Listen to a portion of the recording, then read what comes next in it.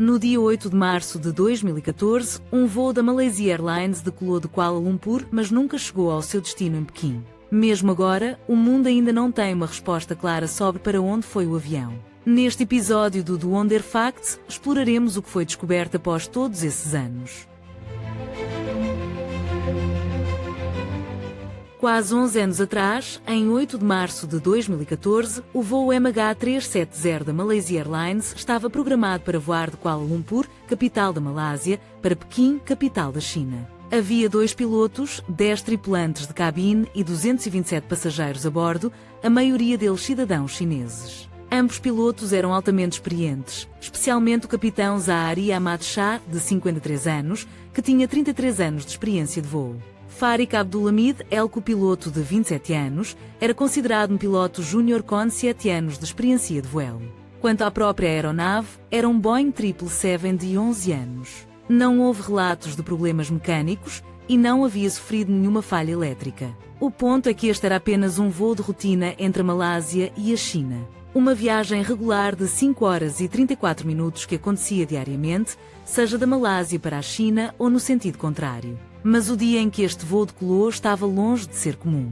Foi mais do que apenas incomum, foi algo diferente. O voo MH370 deveria estar no ar por apenas 5 horas e 34 minutos. Mas antes da decolagem, foi abastecido com muito mais combustível do que o necessário, suficiente para permanecer no ar por 7 horas e 41 minutos. Isso representa 2 horas e 15 minutos adicionais de tempo de voo. No entanto, isso não era suspeito. Era uma prática comum das companhias aéreas. Em caso de mau tempo ou emergências, o avião ainda teria combustível suficiente para desviar para outro lugar, se necessário. O voo MH370 partiu de Kuala Lumpur exatamente no horário, às 12h42 da manhã, em 8 de março de 2014. O capitão Zahari comunicou-se diretamente com o controle de tráfego aéreo de Kuala Lumpur antes e depois da decolagem. Pouco depois de sair da pista, a aeronave mudou de rumo em direção ao mar da China Meridional. À 1h09 da manhã, exatamente 20 minutos após o voo, o transponder de bordo enviou a localização do GPS do avião ao sistema de radar de Kuala Lumpur.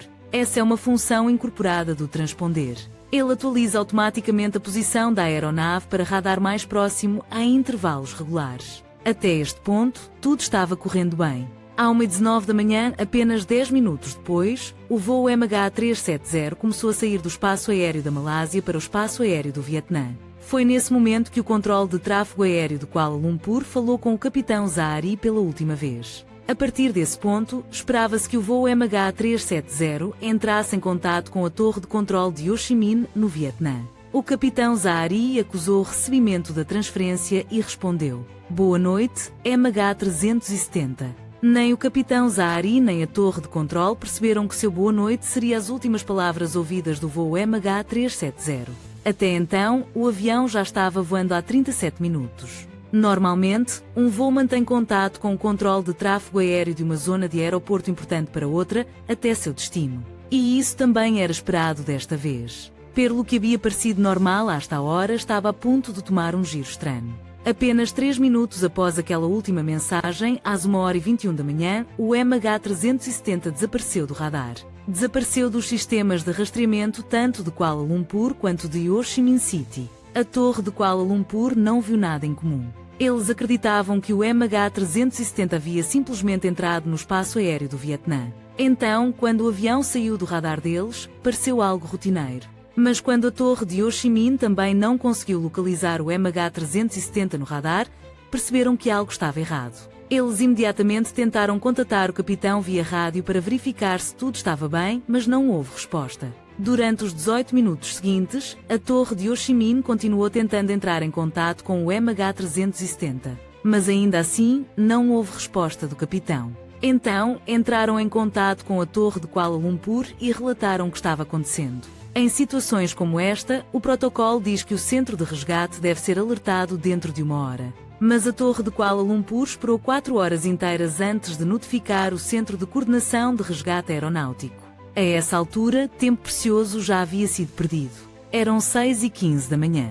O voo MH370 deveria ter pousado em Pequim até então. Ainda havia esperança de que o avião chegasse a tempo a Pequim. Mas nenhuma boa notícia veio de lá também. Às 6h32 da manhã, uma operação de busca foi iniciada exatamente onde o avião havia desaparecido.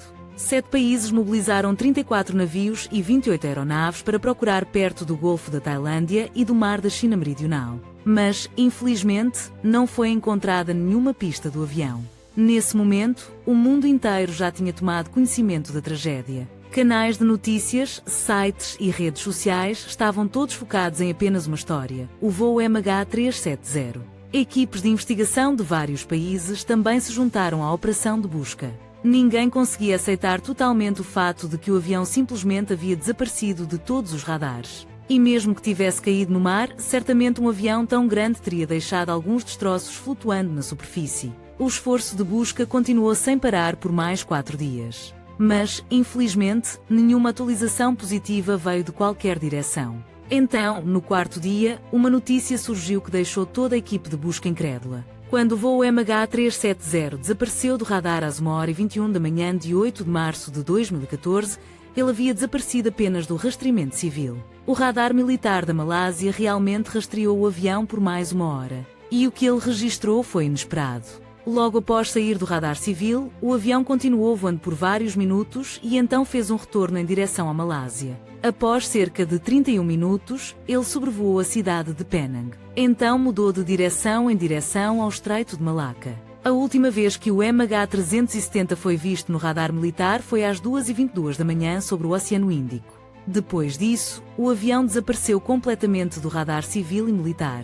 Toda a equipe de resgate, junto com todos ligados a este voo, estava focada em um objetivo: resolver o mistério do que aconteceu e para onde o avião foi. Pero Lameyer pergunta permanecia porque a aeronave de um giro EN repentinamente, dirigindo-se EN na direção completamente oposta a Pequim. As equipes de busca que inicialmente estavam vasculhando o Golfo da Tailândia e o Mar da China Meridional agora mudaram seu foco para esta parte do Oceano Índico. Pero, surpreendentemente, tampouco se encontrou nenhum rastro del avião ali. Uns dias depois, surgiu outra notícia e cambiou completamente a situação. Se revelou que, ao que o avião desapareceu del radar militar a las dos Y22 de la manana, todavia estava comunicando-se com um satélite. Agora é algo que deves saber. Para os aviões Boeing, esta é completamente normal.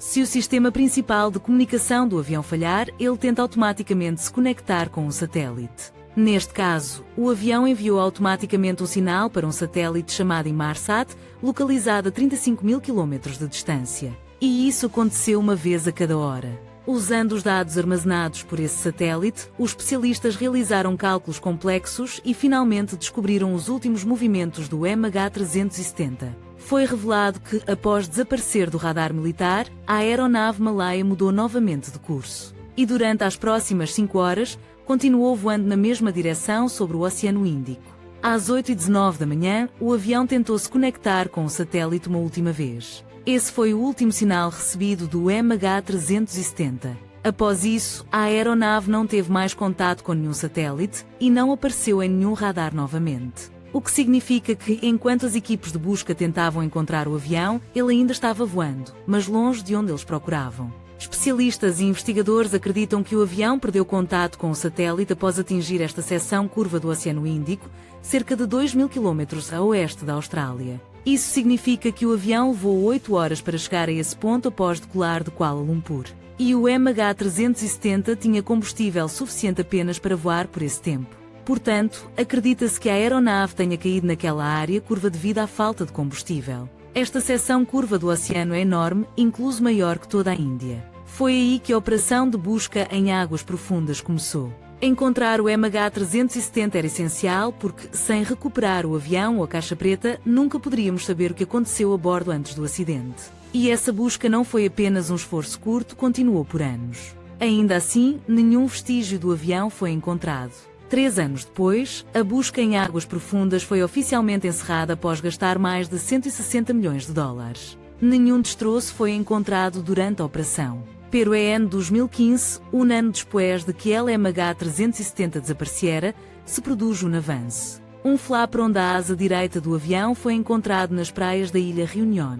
Esta peça específica é usada durante o pouso. Quando os investigadores o analisaram, surgiu na verdade aterradora. Os expertos concluíram que o flaperon o sabia desplegado durante o acidente. o que significa que El Avión provavelmente se estrelou diretamente en el mar.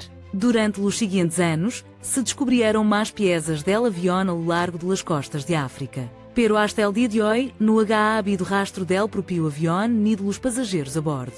Nadie sabe realmente o que ocorreu justo antes de que el vuelo MH370 de Malaysia Airlines desapareciera. Alguns investigadores creem que el avión fosse sequestrado. Outros acreditam que uma falha técnica fez com que ele perdesse comunicação com o mundo exterior e, devido à falta de oxigênio, muitas pessoas dentro do avião podem ter perdido a consciência. A verdadeira verdade, seja qual for, só pode ser descoberta através das gravações dentro da caixa preta do avião, que ainda permanece perdida em algum lugar do Oceano Índico. 8 anos após o desaparecimento do MH370, em fevereiro de 2022, surgiu uma nova onda de esperança. O engenheiro aeroespacial britânico Richard Godfrey, agora aposentado, apresentou uma nova teoria. Ele afirmou que, ao analisar transmissões de sinais fracos, havia identificado a localização exata do avião. E, surpreendentemente, as coordenadas de Richard também caem dentro da mesma região curva do Oceano Índico.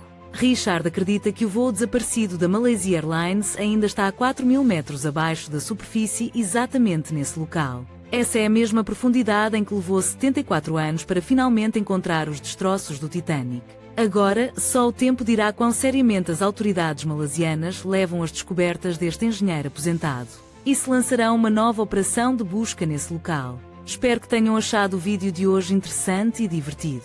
Conte-nos o que você acha nos comentários abaixo. Se você gostou do vídeo, dê um like e compartilhe com outras pessoas. E não se esqueça de se inscrever para mais conteúdo incrível. Obrigado por assistir.